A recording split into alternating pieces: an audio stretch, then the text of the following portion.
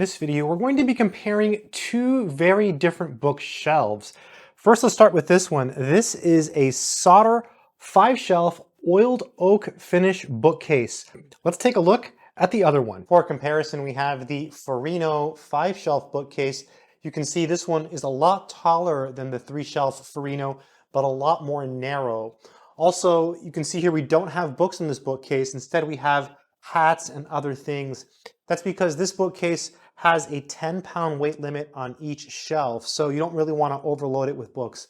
Let's take a closer look at this bookcase. Here's a closer look at the Furrino bookcase. You can see it has several shelves. We've got 1, 2, 3, 4, 5.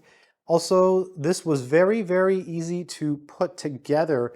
Basically, you put screws in and that holds on the shelves, which make it a very sturdy construction.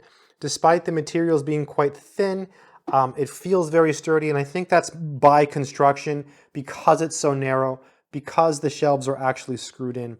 Also, this back piece here is a little bit thinner than these pieces here. You can see how thin it is here, and that's true for the other bookcase as well. It's a lot thinner in the back, and it nails on with nails just like the other bookcase does. So they're both put together roughly the same way.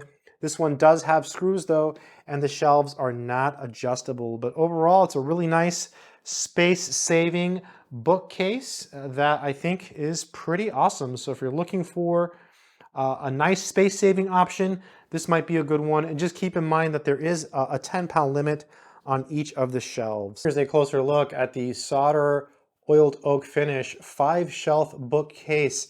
As you can see, this is a much larger bookcase and it holds much more weight on each shelf. You can see there's some bowing here on the shelves, but so far so good. I've had this one for less than 6 months and no issues. This one took a lot longer to put together, but it's a lot sturdier and it's a lot bigger. It's more well suited if you're going to be using lots of books. Of course, you can put other things in the bookshelf like plants or recording equipment, pictures, but I use this one mainly for books because it is more heavy duty. Now, putting this together did take more work, but it's a much, much larger bookshelf. And I think at the end of the day, it's gonna come down to what type of bookshelf do you want? Do you want something bigger and beefier like this, or do you want something a little bit smaller like the other one?